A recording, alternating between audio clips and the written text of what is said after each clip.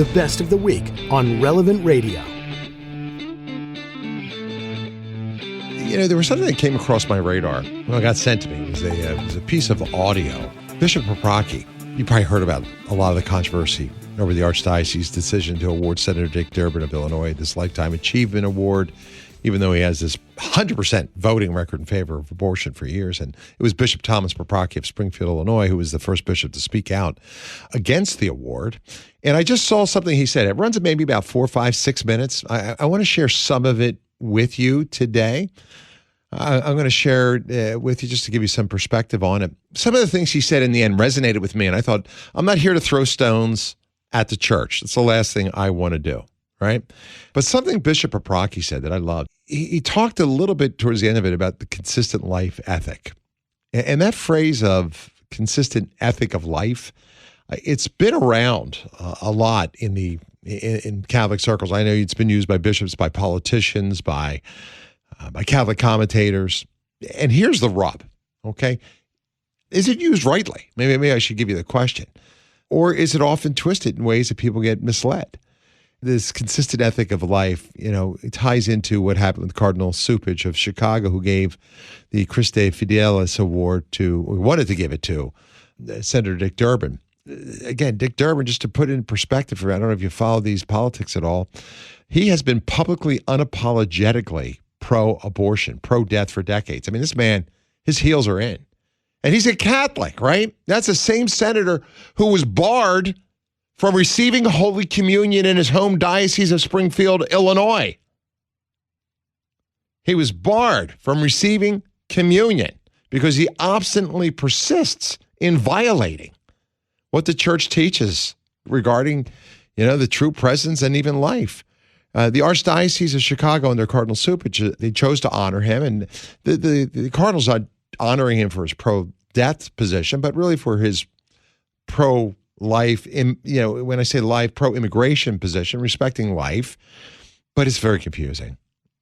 You know, his record on life issues really stand in stark contradiction to Catholic teaching. And I'm not here to tear anybody down. I want to make sure everybody's clear on that. But I am here to help you think more deeply about how we stay anchored in these truths. And the truth is that, you know, Catholic teaching on the dignity of human life is not ambiguous. It's really crystal clear, right? Catechism 2270, write that down, okay? CCC 270.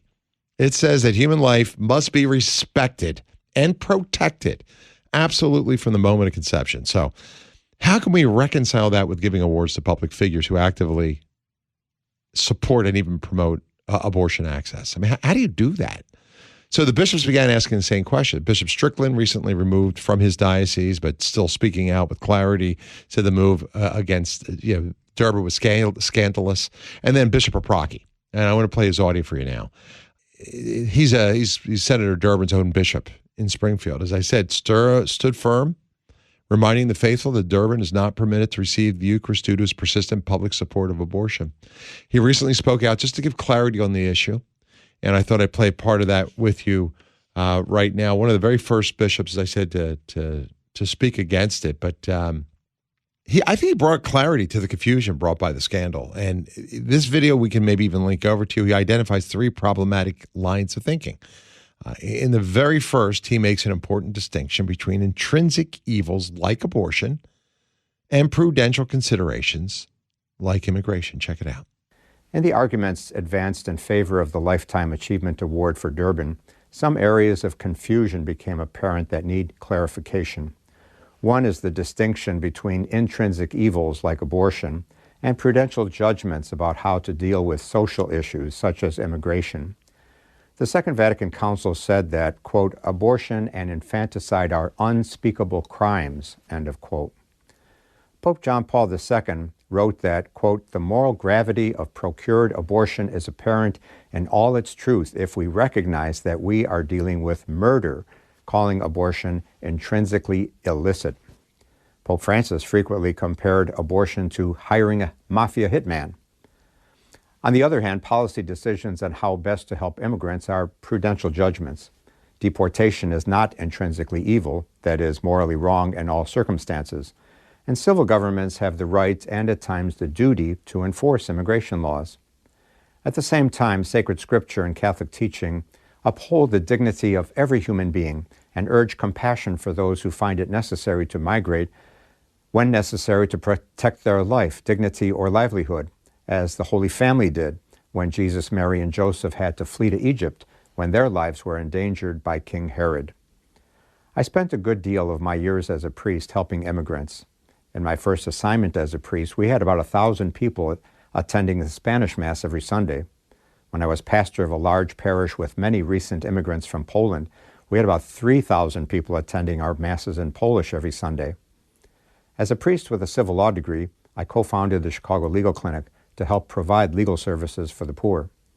My primary focus was immigration law, helping people to obtain legal status as lawful immigrants and citizens. When migrants are undocumented, they are vulnerable to unscrupulous employers who pay them below minimum wage, threatening to call immigration authorities if they complain. The best way for immigrants to thrive in our country is to come here legally. Our immigration laws are in need of reform to address current realities more adequately. It's Bishop Thomas Paprocki, the great Bishop of Springfield, Illinois, addressing, trying to unpack this particular issue and drawing the distinctions between the evils of abortion and some of the prudential considerations of immigration. Next, he exposes the faulty logic in those who say that they don't want to impose their personal views on the public. That's always a good one, isn't it? Listen to this. A second area of confusion is the contradiction inherent in the statements of politicians who say, "I am personally opposed to abortion, but do not want to impose my personal views on others." The phoniness of that argument is apparent in that it is never invoked with regard to any other subject. You never hear a politician say, for example, "I am personally opposed to racism, but I do not want to impose my personal views on others." Politicians run on campaign platforms that reflect their views, promising to promote those values legislatively if elective. Shortly after his election as Supreme Pontiff, Pope Leo XIV said to the Vatican Diplomatic Corps on May 16th that, quote, "No one is exempted from striving to ensure respect for the dignity of every person, especially the most frail and vulnerable, from the unborn to the elderly, from the sick to the unemployed, citizens and immigrants alike," end of quote. Final area of confusion that he discusses is a part that I really want to talk to you about, and that's this consistent ethic of life. It can be traced back to Cardinal Joseph Bernardine. He championed this, but what's it really mean? Right? And how do we as Catholics, how should we look at that? Here's Bishop Paprocki. The third area of confusion is the misunderstanding and misuse of the late Cardinal Joseph Bernardine's consistent ethic of life. For example, Stephen P. Millies, professor of public theology at Catholic Theological Union in Chicago, published an article in the September 26, 2025 issue of the National Catholic Reporter bearing the title, "We Can't Limit Politicians' Worth or the Consistent Life Ethic to Abortion Alone," end of quote. In it, he writes, quote, "It simply strains believability that a consistent ethic of life nurtured in a pastoral letter of the U.S. bishops addressing nuclear war would insist that we focus on abortion to the exclusion of other threats to life," end of quote. But no one who truly understands a consistent ethic of life is insisting that we focus on abortion to the exclusion of other threats to life. However, it is inconsistent ethic of life to exclude concern for one key threat to life, like abortion, while promoting concern for other threats to life. Cardinal Bernardine said so himself in his 1983 Gannon lecture at Fordham University, in which he said, quote, "The principle which structures both cases, war and abortion, needs to be upheld in both places. It cannot be successfully sustained on one count and simultaneously eroded in a similar situation. I contend the viability of the principle depends upon the consistency of its application," end of quote. In an interview, Cardinal Bernardine was asked if Catholic voters should disqualify candidates who don't support a human life amendment. "Well, certainly," he said, "that's what the consistent life ethic is all about," end of quote. So let's talk about that. The phrase consistent ethic of life, which is, as you heard, back to the late Cardinal Joseph Bernardine, who also served in Chicago. Bernardine was not wrong. To emphasize that every human has dignity, whether it's the unborn child or the immigrant or the prisoner or the elderly or the poor. I mean, that's Catholic teaching. But here's the catch. A lot of people have used that phrase as a kind of smokescreen, right? Putting all the issues on the same level, and they're really not.